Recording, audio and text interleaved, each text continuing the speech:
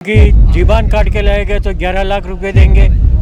कोई कहता है कि इनका हश्र तो इनकी दादी इंदिरा गांधी जैसा कर देंगे। तुरंत जो प्रोग्राम आ जाता है उसमें बड़े नेता नहीं आ पाते हैं। ये जो संख्या आती है, संख्या बड़ी कम है। नेताओं को इस तरफ भी ध्यान देना होगा जिनको अलग अलग पदों पर चुनाव लड़ना है। मैंने कभी नहीं देखा 70 साल में किसी पार्टी के व्यक्तियों को धक्के देके वहाँ से बाहर निकाल रहे हो। पार्टी के बड़े लीडर है, फिर वो चाहे डॉक्टर सीपी जोशी हो, फिर भीम क्षेत्र में पूर्व विधायक सुदर्शन सिंह रावत, तो ऐसे बड़े चेहरे इन कार्यक्रमों में आते नहीं, तो कहीं ना कहीं कार्यकर्ताओं तक एक मैसेज सकारात्मक नहीं पहुँचता। नड्डा जी ने भी कहा, नड्डा जी ने लेटर के जवाब दिया कि 110 गालियाँ दी। अभी किसने पता है 110 गालियों की लिस्ट तो बताओ। प्रदेशों में चुनाव भी होने हैं, तो ये राजनीतिक एक रणनीति नहीं है भारतीय जनता पार्टी की भाई सबसे बड़े नेता पर हमला कर दिया जाए और उस माध्यम से इन चुनावों पर कोई प्रभाव होता दिखाई दे। कल प्रधानमंत्री जी ने यही कहा कि राहुल गांधी तो मोहब्बत की दुकान में नफरत बेच रहे हैं। आज राजसमंद जिला मुख्यालय पर कांग्रेस के द्वारा लगातार एक विरोध प्रदर्शन जारी है।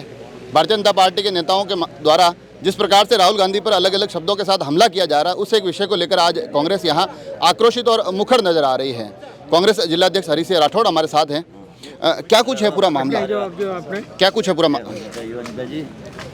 अभी आपने देखा होगा कि विगत 15-20 रोज से बीजेपी के जो केंद्रीय मंत्री हैं या सांसद हैं, राहुल गांधी जब से अमेरिका गए हुए हैं, अमेरिका गए और वहाँ जो स्टेटमेंट दिए उससे खींचकर मेरे को तो लगता है कि बीजेपी का हाई कमान और स्वयं प्रधानमंत्री के सपोर्ट से, उनकी सह से राहुल गांधी को पहले तो बदनाम करने के लिए अब सब करते थे, अब खुली धमकियां देने लग गए हैं।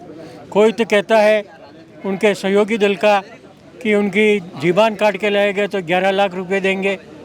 कोई कहता है कि इनका हश्र तो इनकी दादी इंदिरा गांधी जैसा कर देंगे जिनकी गोलियों भून के हत्या कर दी गई थी। कोई कहता है कि ये देश के मोस्ट वांटेड पहले नंबर के आतंकवादी हैं, इनको तो पकड़ के फांसी चढ़ा देना चाहिए। इस तरह की भाषा, जो अहिंसक भाषा जिसका कांग्रेस हमेशा विरोध करती आई है, वो ऐसा तो नहीं है कि इन दिनों, क्योंकि अभी हाल फिलहाल में कुछ प्रदेशों में चुनाव भी होने हैं, तो ये राजनीतिक एक रणनीति नहीं है भारतीय जनता पार्टी की भाई सबसे बड़े नेता पर हमला कर दिया जाए और उस माध्यम से इन चुनावों पर कोई प्रभाव होता दिखाई दे। इन चुनावों पे कोई प्रभाव होने वाला नहीं है। सबको पता है कि मोदी जी बैसाखियों पे आ गए हैं। बैसाखी की सरकार चल रही है और हरियाणा में और जो जम्मू कश्मीर में मैं पहली बार 70 साल में देख रहा हूँ कि उनके प्रत्याशियों को जनता धक्के देके बाहर निकाल रही है। ऐसा मैंने कभी नहीं देखा 70 साल में किसी पार्टी के व्यक्तियों को धक्के देके वहाँ से बाहर निकाल रहे हो। ये बीजेपी के जितने भी उम्मीदवार हैं, ज़्यादा से ज़्यादा उम्मीदवारों को वहाँ की जनता धक्के देके बाहर निकाल रही है। और जहाँ अमित शाह जाते हैं 5000 पब्लिक इकट्ठी हो रही है, 5000 एक छोटी सी रैली वो करके आते हैं और आग खींचते हैं और फिर छुट हुए नेताओं को उकसाते हैं। जैसा कि कल जम्मू कश्मीर में प्रधानमंत्री ने भी कहा और नड्डा जी ने भी कहा।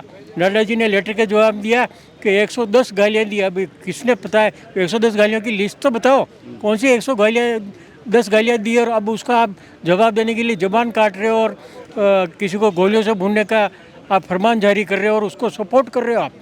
कल प्रधानमंत्री जी ने यही कहा कि राहुल गांधी तो मोहब्बत की दुकान में नफरत बेच रहे हैं।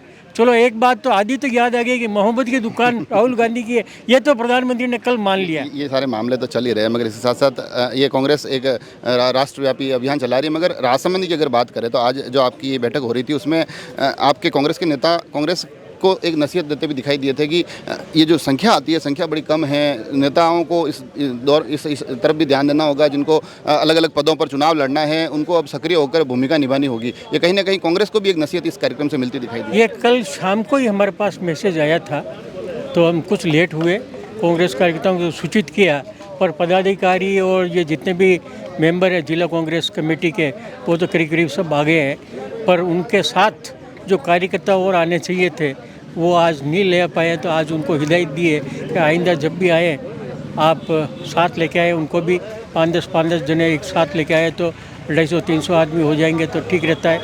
और कल ब्लॉकों में भी प्रदर्शन का रखा है तो जो नहीं आ पाए वो सब कल ब्लॉकों में ब्लॉक अध्यक्ष के नेतृत्व में धरना प्रदर्शन करेंगे। कल की तारीख में उनको भी हिदायत दी गई है अभी, तो वो भी कल जारी होगा। एक आखिरी सवाल पूछना चाहूँगा, जो चेहरे इस कार्यक्रम में दिखाई दे रहे हैं, जैसे जो प्रत्याशी रहे वो तो नज़र आ रहे हैं, मगर जो पार्टी के बड़े लीडर हैं, फिर वो चाहे डॉक्टर सीपी जोशी हो, फिर भीम क्षेत्र में पूर्व विधायक सुदर्शन सिंह रावत, तो ऐसे बड़े चेहरे इन कार्यक्रमों में आते नहीं, तो कहीं ना कहीं कार्यकर्ताओं तक एक मैसेज सकारात्मक नहीं पहुँचता है, उनमें ऊर्जा की कमी। हमारे पास यही सूचना आती है जिला में निवासरत को सूचित करें, जो जिले में निवासरत है। पर जैसे उनको सुदर्शन सूचित सिंह तो करें। बिल्कुल ही गायब ही हो गए चुनावों के बाद अपने। चुनाव में वो गायब नहीं हुए, वो बाहर है, तो अपने आउट ऑफ इंडिया है, इसलिए वो नहीं आ पाए, और नहीं उनका मोबाइल भी चल रहा हुआ। तो भट्ट साहब, आपको नहीं लगता है कि बड़े नेताओं का अगर सानिध्य इन आयोजनों में मिले तो थोड़ा सा आने वाले कार्यकर्ताओं में, युवाओं में एक सकारात्मक ऊर्जा पहुंचेगी? ये जो तुरंत जो प्रोग्राम आ जाता है उसमें बड़े नेता नहीं आ पाते हैं, मगर जब भी कोई बड़ा प्रोग्राम होगा और पूर्व निर्धारित होगा, 10-15 दिन टाइम होगा, तो निश्चित तौर से बड़े नेता भी आते हैं, और हम आग्रह करेंगे वो पधारें और लोगों में ऊर्जा का संचालन करें, निश्चित तौर से आएंगे। तो देखा आपने, कांग्रेस का कार्यक्रम था, और विशुद्ध रूप से जो राष्ट्रीय राजनीति में इन दिनों एक हलचल मची हुई है, जिसके माध्यम से राहुल गांधी पर कांग्रेस नेता राहुल गांधी पर भारतीय जनता पार्टी मुखर है, उसको लेकर आज राजसमंद कांग्रेस का भी एक कार्यक्रम होता दिखाई दे रहा है, और उसके माध्यम से भारतीय जनता पार्टी की इस पूरे घटनाक्रम की निंदा होती भी दिखाई दी। तो साथ ही कहीं ना कहीं कांग्रेस के अंदर खेमे जो चीज़ें चल रही है उस पर भी आज यहाँ चर्चा हमको होती नजर आई। जुड़े रहें राजसमंद एक्सप्रेस से, धन्यवाद।